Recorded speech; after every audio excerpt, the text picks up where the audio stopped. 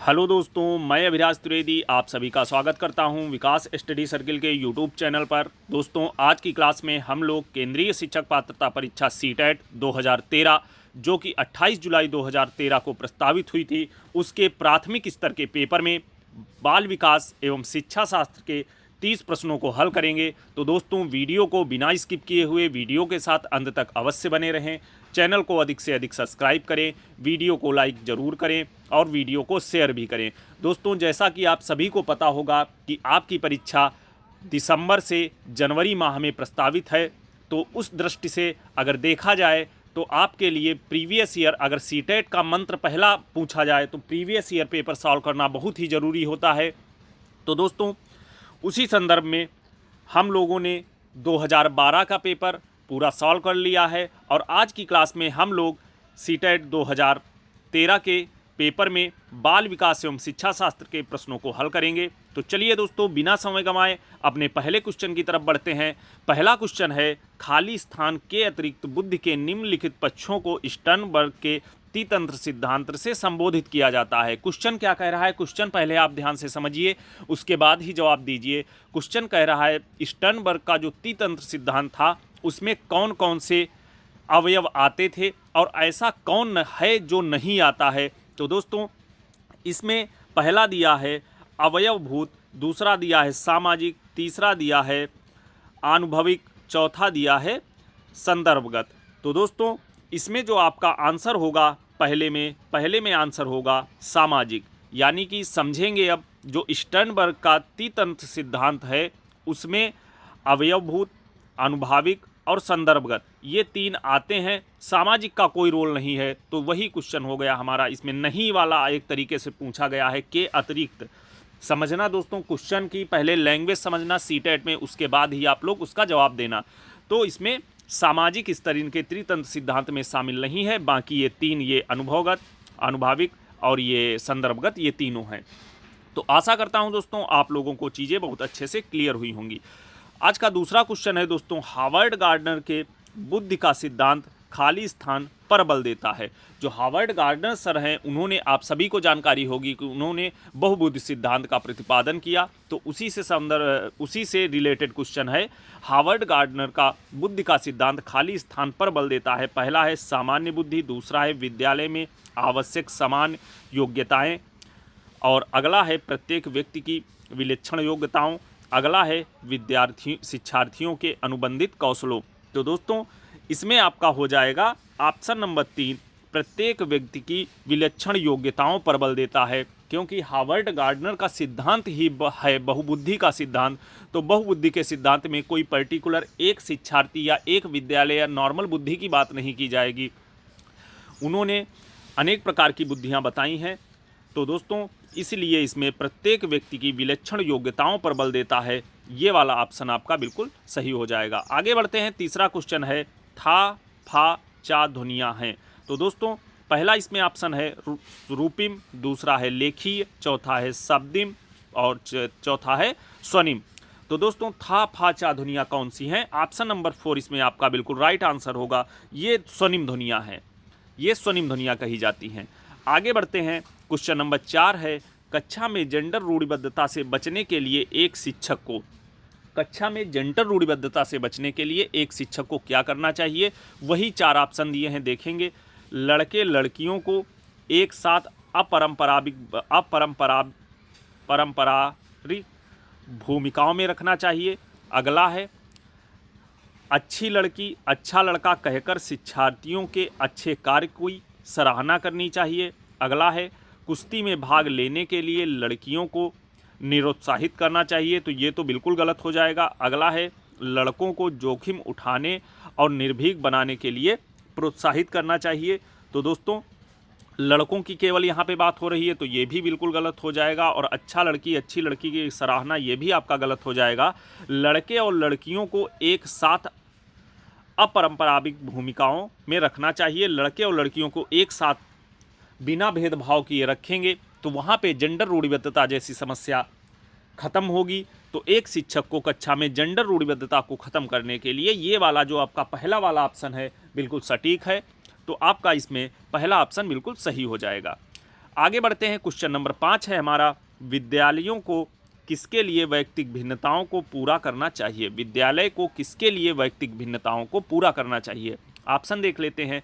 पहला ऑप्शन दिया है वैयक्तिक शिक्षार्थियों के मध्य खाई को कम करने के लिए। अगला है शिक्षार्थियों के निष्पादन और योग्यताओं को समान करने के लिए। अगला है यह समझने के लिए कि क्यों शिक्षार्थी सीखने के योग्य या अयोग्य है। अगला है वैयक्तिक शिक्षार्थियों को विशिष्ट होने की अनुभूति कराने के लिए।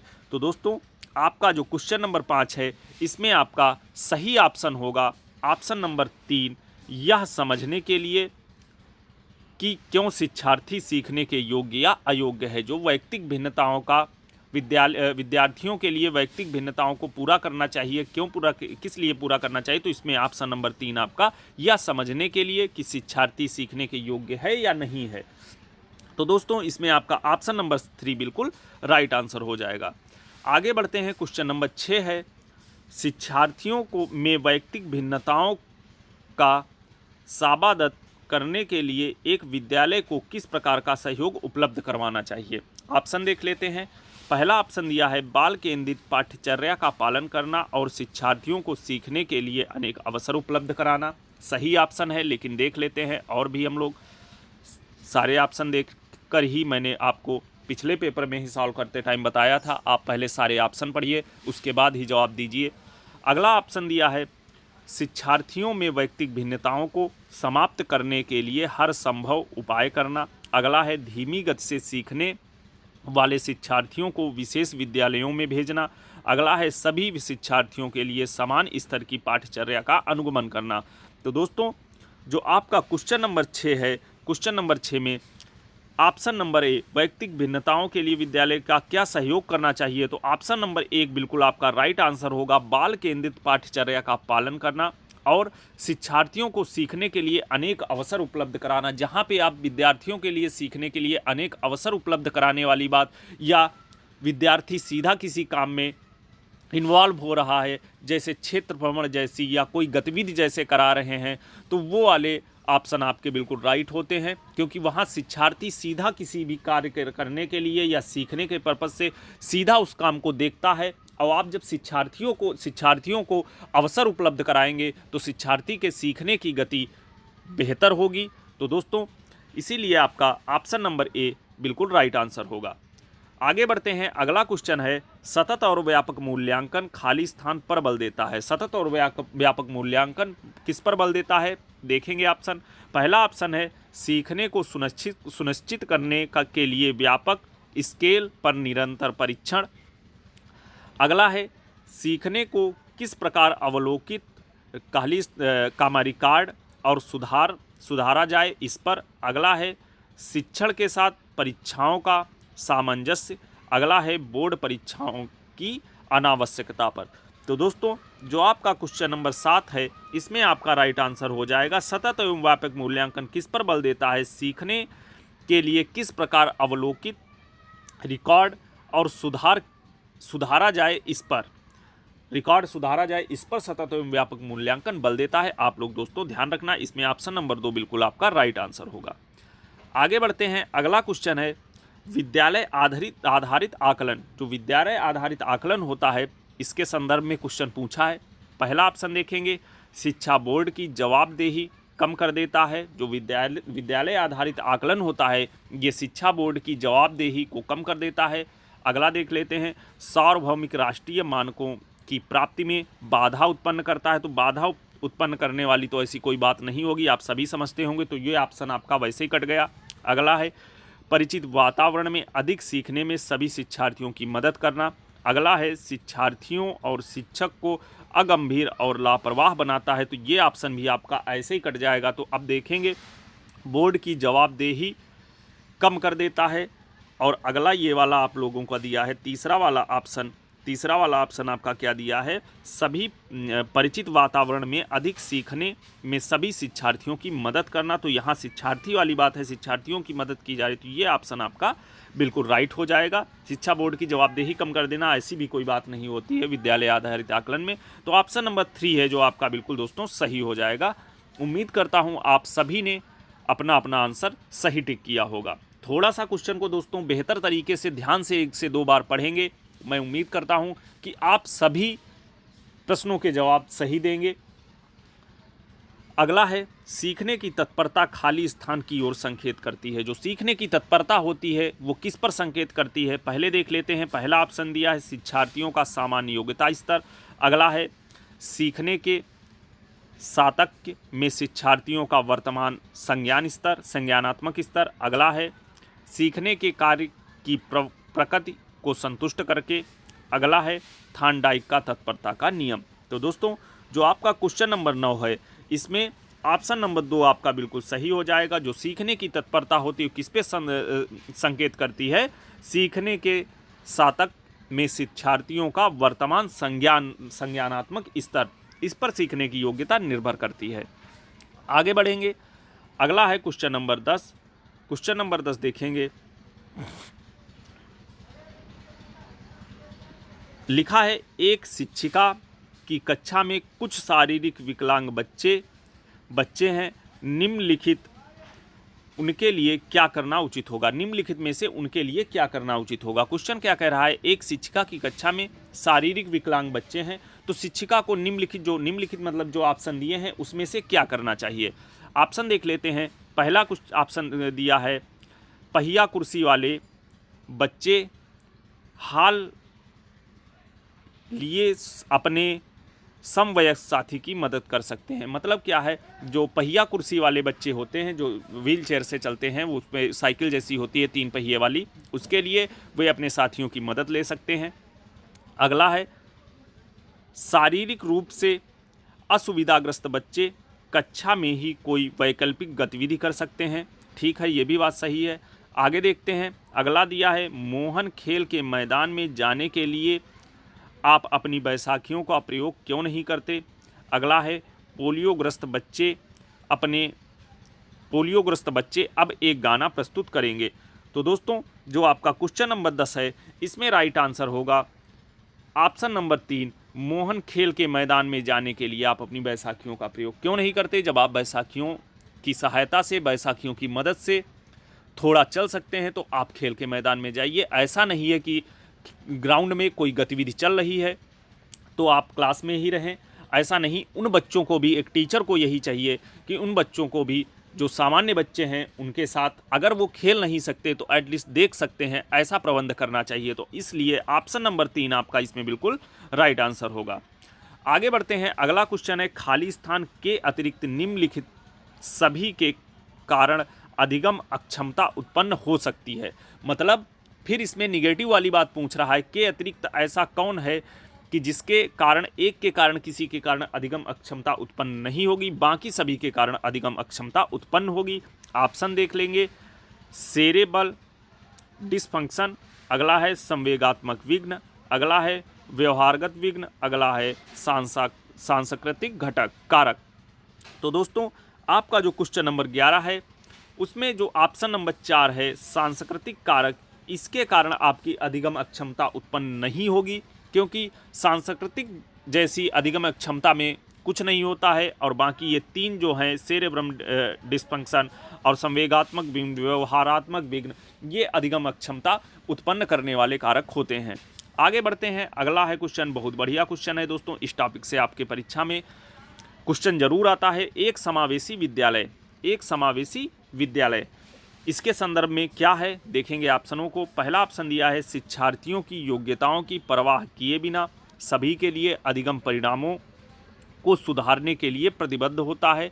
जो समावेशी विद्यालय होता है वो शिक्षार्थियों की क्षमता की परवाह किए बिना सभी के अधिगम परिणामों को सुधारने के लिए प्रतिबद्ध होता है। सही हो सकता है, लेकिन सारे ऑप्शन पढ़ेंगे। अगला है, शिक्षार्थियों के मध्य अंतर करता है और विशेष रूप से सक्षम बच्चों के लिए कम चुनौतीपूर्ण लक्ष्य निर्धारित करता है। तो दोस्तों ये हो गया आपका दूसरा ऑप्शन। ये ऐसा कुछ नहीं है कि सबसे कम चुनौतीपूर्ण लक्ष्य उपलब्ध कराएं जो बच्चे विशेष रूप से सक्षम हैं, तो ऐसा कुछ नहीं होगा। तो ये ऑप्शन आपका गलत हो जाएगा। आगे है, विशेष रूप से योग्य शिक्षार्थियों के अधिगम परिणामों को सुधारने के लिए विशिष्ट रूप से प्रतिबद्ध करना। ऐसी भी कोई बात नहीं है, प्रतिबद्ध करने वाली जैसी कोई बात नहीं होगी समावेशी विद्यालय में। अगला ऑप्शन दिया है, देखेंगे, शिक्षार्थियों की निर्योग्यता के अनुसार उनकी सीखने की आवश्यकताओं को निर्धारित करना। ऐसी भी कोई बात नहीं है। समावेशी विद्यालय क्या कहता है कि सबको समान रूप से शिक्षा प्रोवाइड की जाए। तो दोस्तों इसमें जो आपका ऑप्शन नंबर ए है, आप लोग देखिए, शिक्षार्थियों की क्षमताओं की परवाह किए बिना सभी वाली बात आ रही। जैसा कि मैंने बताया, समावेशी शिक्षा का मतलब ही यही होता, सभी को समान अवसर और समान शिक्षा उपलब्ध कराई जाए। तो सभी के लिए अधिगम परिणामों को सुधारने के लिए प्रतिबद्ध होता है। तो दोस्तों ऑप्शन नंबर ए आपका इसमें बिल्कुल राइट आंसर हो जाएगा। आगे बढ़ते हैं, अगला क्वेश्चन है क्वेश्चन नंबर 13। प्रतिभाशाली जो शिक्षार्थी होता है उसके संदर्भ में कुछ ऑप्शन दिए हैं, 4 ऑप्शन देखेंगे। ऐसे सहयोग की आवश्यकता होती है जो सामान्यतः विद्यालयों द्वारा उपलब्ध नहीं कराए जाते। ये भी कोई ऐसी बात नहीं होगी, गलत हो जाएगा ये आपका ऑप्शन।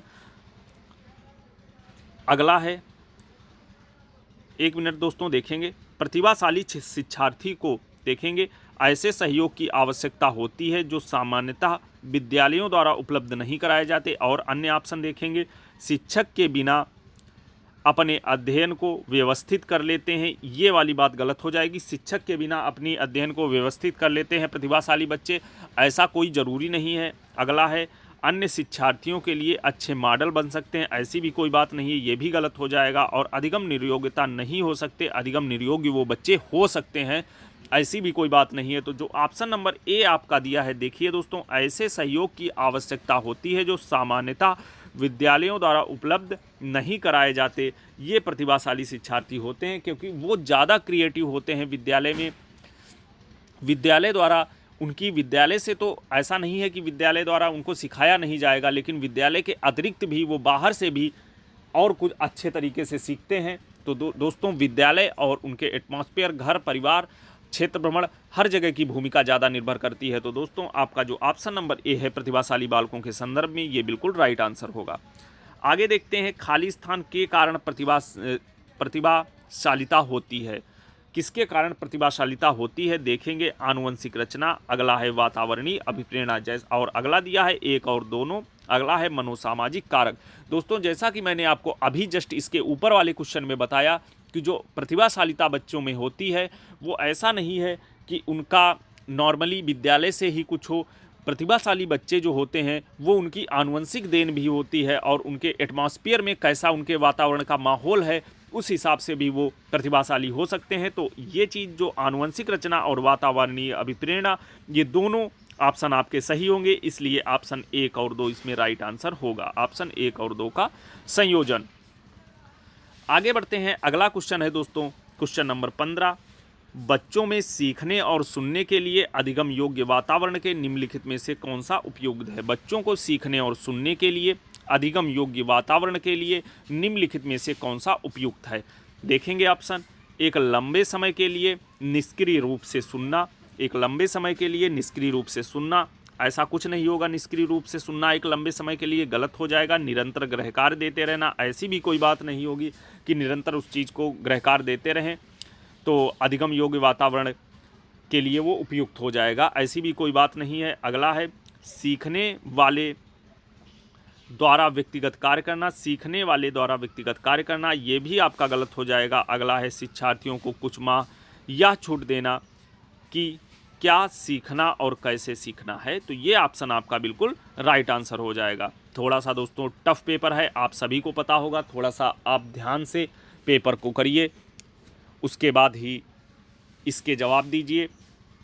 आगे देखते हैं, गतिक कौशलों में अधिगम निर्योग्यता खाली स्थान कहलाती है। गतिक कौशल या ऐसे कह लें सूक्ष्म गतिक कौशल किसके कारण होती है, उसका नाम क्या है, उस अधिगम निर्योग्यता का नाम पूछा है। ऑप्शन देखते हैं, पहला दिया है डिस्प्रेक्सिया, दूसरा दिया है डिस्कैलकुलिया, तीसरा दिया है डिसलेक्सिया, चौथा दिया है डिस्फेजिया। तो दोस्तों सूक्ष्म गतिक कौशल मैंने आप लोगों को बताया था। सूक्ष्म गतिक कौशल क्या होता है, ऑप्शन नंबर ए डिस्प्रेक्सिया इसमें बिल्कुल राइट आंसर हो जाएगा। और ये डिसकैलकुलिया जो दिया है ये आपकी गणित से संबंधित है, और डिसलेक्सिया ये है पठन विकार, ये होता है पढ़ने संबंधी, ये पढ़ने संबंधी होती है।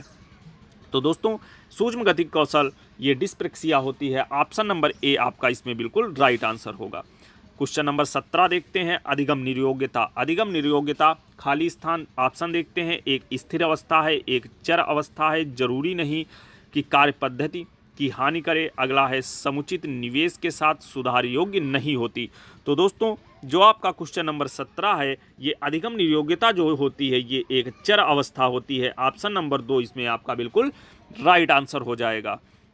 आगे बढ़ते हैं, अगला है क्वेश्चन नंबर 18, खाली स्थान के अतिरिक्त निम्नलिखित समस्या समाधान प्रक्रिया के चरण हैं। मतलब क्वेश्चन क्या कह रहा है कि एक ऐसा है ऑप्शन जो समस्या समाधान का चरण नहीं है, अब बाकी सभी चरण हैं। तो जो आपका नहीं है समस्या समाधान का चरण, उस पर आपको टिक करना है। क्वेश्चन को आप पहले पकड़ना सीखिए कि क्वेश्चन आखिर क्या कह रहा है, उसके बाद ही क्वेश्चन के जवाब दीजिए। ऑप्शन देखते हैं, पहला ऑप्शन लिखा है समस्या की पहचान, अगला है समस्या को छोटे हिस्सों में बांटना, अगला है संभावित युक्तियों को खोजना, अगला है परिणामों की आशा करना। तो दोस्तों जो समस्या समाधान प्रक्रिया के चरण हैं, तो आप सभी जानते होंगे समस्या की पहचान करना ये भी समस्या समाधान का चरण होगा, और ये समस्या को छोटे हिस्सों में बांटना ये भी समस्या समाधान का चरण होगा, और संभावित युक्तियों को खोजना कि क्या समस्या है उसके बारे में संभावित युक्ति खोजना ये भी समस्या समाधान का एक चरण है, और परिणामों की आशा करना ये समस्या समाधान का चरण नहीं है। तो दोस्तों जो आपका इसमें पूछा है कि अतिरिक्त निम्नलिखित में से समस्या समाधान प्रक्रिया के चरण हैं, तो कौन किसके अतिरिक्त, ये परिणामों की आशा करना, इसके अतिरिक्त बाकी ये अन्य जो 3 हैं ये सभी समस्या समाधान के चरण है। इसलिए आपका ये ऑप्शन नंबर जो 4 है ये बिल्कुल इसमें राइट आंसर हो जाएगा।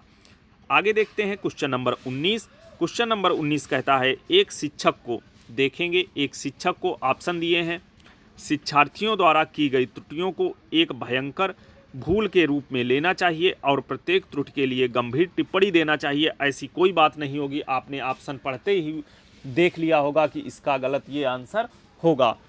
आगे देखेंगे, अगला है शिक्षार्थी कितनी बार गलती करने से बचता है, इसे सफलता की माप के रूप में लेना चाहिए। तो दोस्तों ये भी नहीं होगा, ये भी गलत हो जाएगा आपका।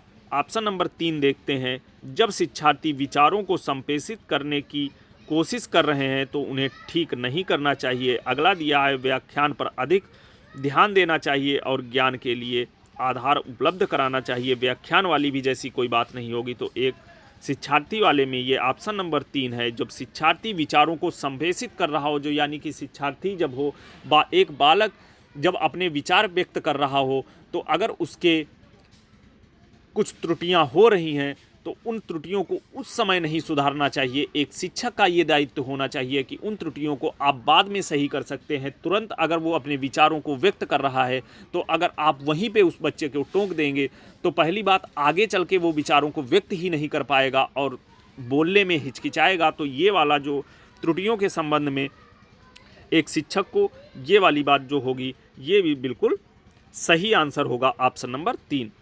आगे बढ़ते हैं, क्वेश्चन नंबर 20 है, सीमा परीक्षा में A+ ग्रेड प्राप्त करने के लिए अति इच्छुक है। ध्यान से क्वेश्चन को पढ़ना, थोड़ा सा बड़ा क्वेश्चन है दोस्तों।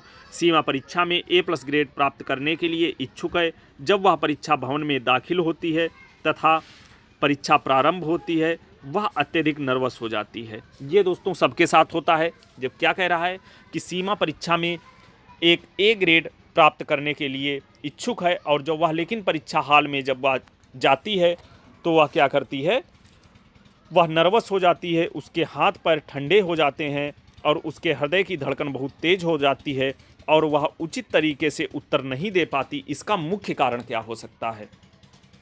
दोस्तों ऐसा नहीं है कि सीमा की पढ़ाई नहीं सही है, उसने प्रॉपर तैयारी की है, लेकिन और वो चाहती भी है कि उसका A+ ग्रेड आए। क्वेश्चन ये कह रहा है कि लेकिन जब वह परीक्षा हॉल में एंटर करती है तो उसके घबराहट होने लगती है, वो नर्वस हो जाती है, उसकी धड़कनें बढ़ जाती है, उसके हाथ पैर काम नहीं करते हैं।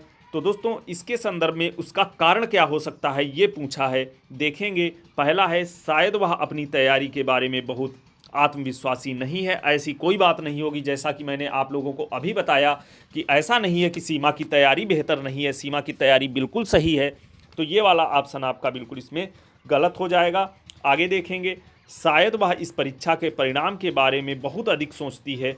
ये वाली भी कोई बात नहीं होगी, परिणाम वाली भी बात नहीं होगी। अगला है निरीक्षक शिक्षिका से जो ड्यूटी पर है वह उसकी कक्षा अध्यापिका हो सकती है और वह स्वभाव से बहुत कठोर हो सकती है, ये भी कोई बात नहीं होगी। जो वो परीक्षा हाल में उसकी तैयारी बेहतर है तो ऐसा कोई कारण नहीं होगा कि शिक्षिका कठोर है वो उसको देख के नर्वस हो जाए, ये चीज़ नहीं होगी। आगे देखते हैं, ऑप्शन नंबर 4 है शायद वह अकस्मात संवेगात्मक आवेग का सामना नहीं कर सकती। बिल्कुल राइट आंसर है। वो अचानक से संवेगात्मक आवेग होते हैं उनका वो सामना नहीं कर सकती है। शायद ऐसी स्थिति वहाँ पैदा होगी, इसीलिए वो उसके धड़कन बढ़ना और घबराहट होना ऐसी स्थिति हुई। तो ऑप्शन नंबर 4 जो है ये बिल्कुल राइट आंसर होगा इसमें। उम्मीद करता हूँ दोस्तों आप लोगों को चीज़ें बहुत अच्छे से क्लियर हो रही होंगी। आगे बढ़ते हैं, क्वेश्चन नंबर 21 है। क्वेश्चन नंबर 21 है, निम्नलिखित में से कौन सी संज्ञानात्मक क्रिया दी गई सूचना के विश्लेषण के लिए प्रयोग में लाई जाती है। निम्नलिखित में से कौन सी संज्ञानात्मक क्रिया दी गई सूचना के विश्लेषण के लिए प्रयोग में लाई जाती है। ऑप्शन देखेंगे दोस्तों, पहला ऑप्शन दिया है पहचान करना, दूसरा अंतर करना, तीसरा वर्गीकरण करना, चौथा वर्णन करना। तो कौन सी संज्ञानात्मक क्रिया सूचना के विश्लेषण में प्रयोग में लाई जाती है। तो सूचना के विश्लेषण में जो ऑप्शन नंबर 2 है आपका बिल्कुल राइट आंसर होगा। जो अंतर करना दोस्तों होता है ये सूचना के विश्लेषण में प्रयोग में लाया जाता है। बाकी ये पहचान करना, वर्गीकरण करना, वर्णन करना ऐसी कोई बात नहीं होती है। तो सूचना के विश्लेषण के लिए कौन सी प्रक्रिया प्रयोग में लाई जाती है दोस्तों, तो ये अंतर करना जो होता है ये आपका ऑप्शन नंबर 2 बिल्कुल राइट आंसर होगा। आगे बढ़ते हैं, अगला क्वेश्चन है, थोड़ा सा बड़ा क्वेश्चन है दोस्तों, ध्यान से देखेंगे 22 में लिखा है राजेश अति लोलुप पाठक है। वह अपने कोर्स की पुस्तक पढ़ने के अतिरिक्त प्रायः पुस्तकालय जाता है और भिन्न प्रकरणों की पुस्तकें पढ़ता है। इतना ही नहीं, राजेश भोजन अवकाश में अपने परियोजना कार्य करता है। उसे परीक्षाओं के लिए पढ़ने के लिए अपने शिक्षकों अथवा अभिभावकों द्वारा कभी भी कहने की ज़रूरत नहीं है। वह वास्तव में सीखने का आनंद लेता नजर आता है। उसे खाली स्थान के रूप में सर्वाधिक बेहतर रूप से वर्णित किया जाता है।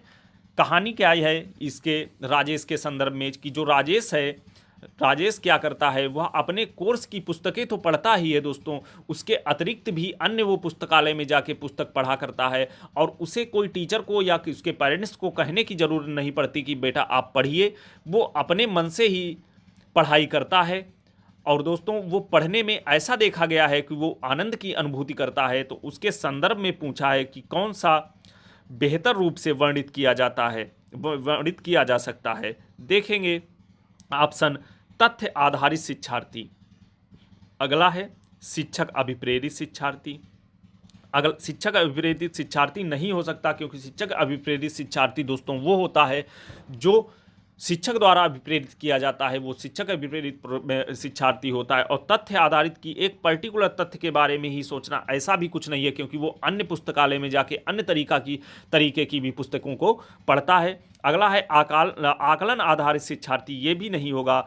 तो दोस्तों जैसा कि मैंने आप लोगों को सीडीपी पढ़ाते टाइम बताया है कि जो ऐसे बच्चे होते हैं वो आंतरिक रूप से अभिप्रेरित शिक्षार्थी होते हैं, जिनको आपको कहने की ज़रूरत नहीं पड़ती, वो अपने मन से ही पढ़ा करते हैं। तो दोस्तों जो आंतरिक रूप से अभिप्रेरित शिक्षार्थी या विद्यार्थी होते हैं वो ऐसी चीज़ें करते हैं कि उन्हें पढ़ने में मज़ा आता है, उन्हें आनंद की अनुभूति होती है और वो अपने कोर्स के अलावा अन्य पुस्तकों को भी पढ़ना पसंद करते हैं। तो जो ये आंतरिक रूप से जो राजेश है ये आंतरिक रूप से अभिप्रेरित शिक्षार्थी है। तो ऑप्शन नंबर 4 दोस्तों इसमें बिल्कुल आपका राइट आंसर हो जाएगा। आगे देखते हैं, क्वेश्चन नंबर 23 है, यदि पूर्व प्राथमिक स्तर के बच्चों पर खोज करने की अनुमति दे दी जाए तो वे संतुष्ट हो जाते हैं। जब इन्हें हतोत्साहित किया जाता है तो वे व्यथित हो जाते हैं। ऐसा खाली स्थान की उनकी अभिप्रेरणा के कारण करते हैं। कारण क्या है, यदि पूर्व प्राथमिक स्तर के बच्चों को खोज करने की अनुमति दी जाती है तो वे संतुष्ट हो जाते हैं, और जब उन्हें हतोत्साहित किया जाता है तो वे व्यथित हो जाते हैं, मतलब दुखी हो जाते हैं। ऐसा वे खाली स्थान की उनमें अभिप्रेरणा के कारण होता है। ऐसा किस अभिप्रेरणा के कारण होता है? ऑप्शन देखेंगे दोस्तों, पहला ऑप्शन दिया है अपनी उपेक्षा को कम करने, अगला है कक्षा के साथ संबंध होने, कक्षा के साथ संबद्ध होने, अगला है कक्षा में अव्यवस्था फैलाने में, अगला है अपनी शक्तियों का अनुपयोग करने में। तो दोस्तों जो आपका क्वेश्चन नंबर 23 है, क्वेश्चन नंबर 23 में क्या होगा, ऑप्शन नंबर ए अपनी उपेक्षा को कम करने में, ये ऑप्शन आपका बिल्कुल राइट आंसर होगा।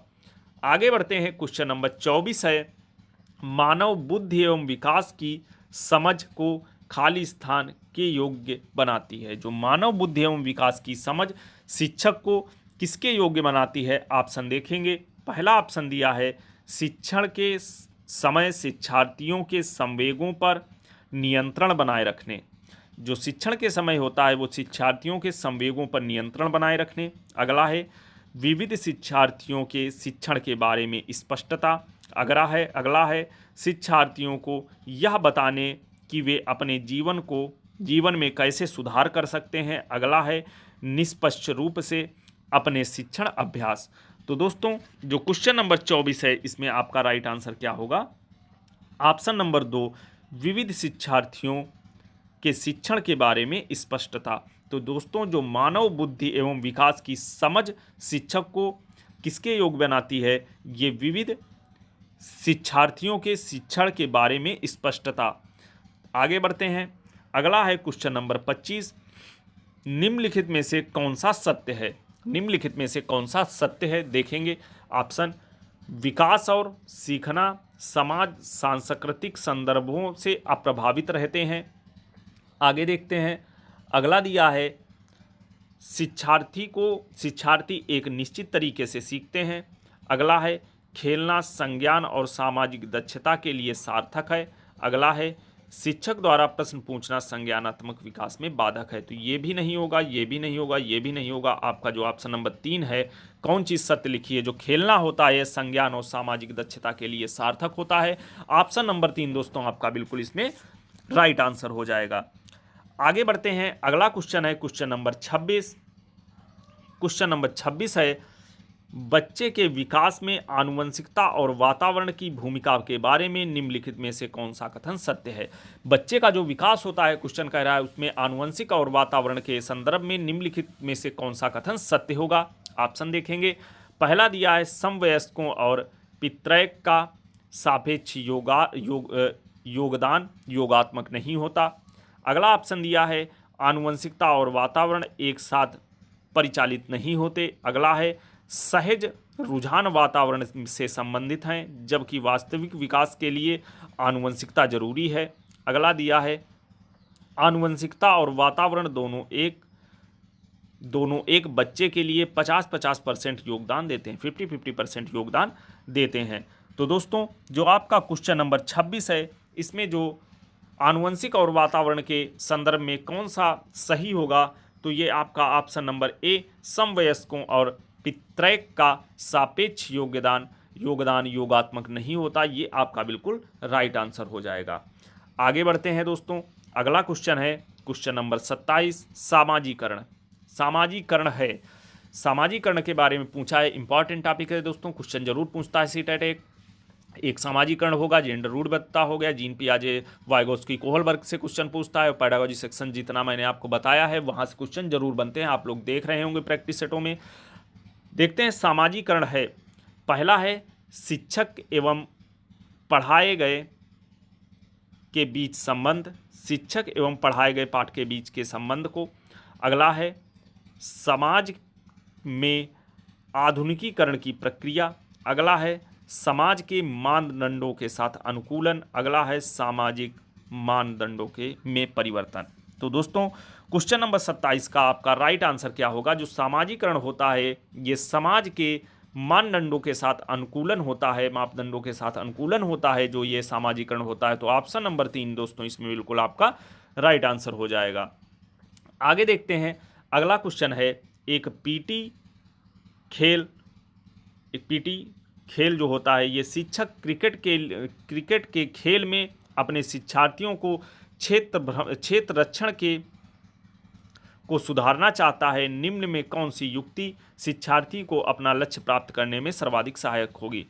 मतलब क्या है कि जो क्रिकेट का खेल होता है, एक शिक्षक बच्चों को क्रिकेट खिला रहा है और क्रिकेट खिलाते हुए यह बच्चों के जो बच्चे हैं वहाँ क्षेत्र रक्षण कर रहे हैं, उनके क्षेत्र रक्षण को सुधारना चाहता है, तो एक शिक्षक के लिए कौन सी युक्ति सबसे बेहतर होगी कि बच्चों का जो क्षेत्र रक्षण है, जो क्षेत्र रक्षण बच्चे करते हैं, वह 1 2 3 जितने भी फील्डर वहाँ पे क्षेत्र रक्षण करते हों, वो बेहतर और अच्छे ढंग से क्षेत्र रक्षण कर सकें।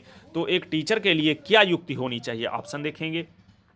शिक्षार्थियों को यह बताना कि क्षेत्र रक्षण सीखना उनके लिए किस प्रकार महत्वपूर्ण है। अगला है बेहतर क्षेत्र रक्षण और सफलता की दर के पीछे के तर्क को स्पष्ट करना। अगला है क्षेत्र रक्षण को प्रदर्शित करना और शिक्षार्थियों को अवलोकित करके। अगला है शिक्षार्थियों को क्षेत्र रक्षण पर अधिक अभ्यास करवाना। तो दोस्तों जो आपका क्वेश्चन नंबर 28 है, इसमें आपका बिल्कुल ऑप्शन नंबर 4 बिल्कुल राइट आंसर होगा। क्यों?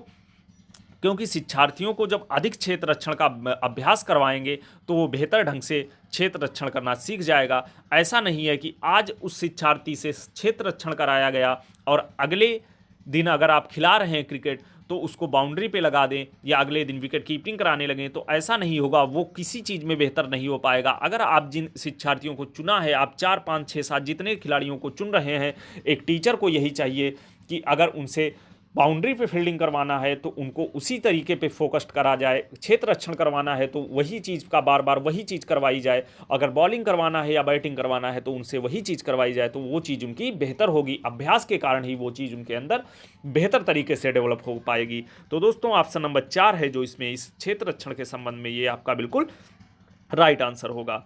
आगे बढ़ते हैं, क्वेश्चन नंबर 29 है। ध्यान से पढ़ना दोस्तों, बड़ा क्वेश्चन है थोड़ा। एक शिक्षिका अपने शिक्षार्थियों कि इस रूप में मदद करना चाहती है कि वे एक स्थिति की अनेक दृष्टिकोणों की सराहना कर सकें। वह विभिन्न समूहों में एक स्थिति पर वाद विवाद करने के अनेक अवसर उपलब्ध कराती है। वाइगोस्की के परिक्षेप के अनुसार उनके शिक्षार्थियों की विभिन्न दृष्टिकोणों को खाली स्थान करने और अपने तरीके से उस स्थिति में अनेक परिक्षेप विकसित करेंगे। तो दोस्तों वाइगोस्की के संदर्भ में पूछा है कि वो एक शिक्षिका क्या कर रही है, उसे वाद विवाद के अनेक अवसर उपलब्ध करा रही है, ऐसे कार्य कर रही है। तो वाइगोस्की के संदर्भ में परिप्रेक्ष्य में पूछा है उन शिक्षार्थियों के विभिन्न दृष्टिकोण को खाली स्थान करने में अपने तरीके से उस स्थिति के अनेक परिक्षेप विकसित करेगी। तो पहला दिया है आत्मसात, दूसरा दिया है निर्माण, तीसरा दिया है सक्रियकरण, अगला दिया है तर्कसंगत। तो वाइगोस्की के संदर्भ में मैंने आप लोगों को क्या बताया था, वाइगोस्की के संदर्भ में ये आत्मसात जो है, आत्मसात जैसी जो बात होती है, ये वाइगोस्की के संदर्भ में बिल्कुल राइट आंसर होगा। तो दोस्तों ऑप्शन नंबर ए बिल्कुल आपका इसमें सही आंसर होगा। आगे बढ़ते हैं, अगला क्वेश्चन है और आज का अंतिम क्वेश्चन है। सीता ने हाथ से दाल चावल खाना सीख लिया है। जब उसे दाल और चावल दिए जाते हैं तो वह दाल और चावल मिलाकर खाने लगती है। उसने चीज़ों को करने के लिए अपने स्कीमा में दाल और चावल खाने का खाली स्थान कर लिया है। तो दोस्तों इसमें जो आपका होगा, पहला दिया है समायोजित, दूसरा है अनुकूलित, तीसरा है समुचिंतित, तीसरा है अंगीकरण। तो दोस्तों ये क्या है, स्कीमा में उसने दाल चावल खाने की प्रवृत्ति को सीख लिया है, तो उस स्कीमा में उसने दाल चावल खाने की स्थिति को क्या कर लिया। तो ये पियाजे से रिलेटेड क्वेश्चन पूछा गया है दोस्तों। क्या कह रहा है कि सीता ने हाथ से दाल चावल खाना सीख लिया है, जब उसे दाल चावल दिया जाता है तो वह दाल चावल को मिलाकर खा लेती है। तो यहाँ पियाजे का नाम नहीं दिया है, लेकिन थ्योरी दोस्तों पियाजे की ही है। तो इसमें क्या कह रहा है कि उसने चीज़ों को अपने स्कीमा में दाल और चावल खाने की खाली स्थान कर लिया है। क्या कर लिया है, तो दोस्तों उसने अपने स्कीमा में दाल और चावल खाने को अनुकूलित कर लिया है। तो दोस्तों ऑप्शन नंबर ए है जो इसमें बी है, ये बिल्कुल आपका ऑप्शन नंबर 2 राइट आंसर होगा। तो दोस्तों ये थे 2013 सीटेट के 30 question child development and pedagogy से रिलेटेड। दोस्तों उम्मीद करता हूँ आप लोगों ने सभी क्वेश्चनों के सही जवाब दिए होंगे। दोस्तों आप अपना अपना स्कोर कार्ड हमें कमेंट बॉक्स में ज़रूर बताएं। मिलते हैं दोस्तों अपनी अगली क्लास में एक अगले प्रीवियस ईयर पेपर के साथ, 2014 के प्रीवियस ईयर पेपर के साथ। दोस्तों आप वीडियो को 1 से 2 बार ज़रूर देखिए, चैनल को अधिक से अधिक सब्सक्राइब करिए, वीडियो को शेयर भी करिए और दोस्तों वीडियो को अधिक से अधिक लाइक कीजिए। दोस्तों विकास स्टडी सर्किल परिवार आप सभी के उज्जवल भविष्य की कामना करता है। मिलते हैं दोस्तों अपनी अगली क्लास में एक अगले प्रीवियस ईयर पेपर के साथ। तब तक के लिए जय हिंद दोस्तों।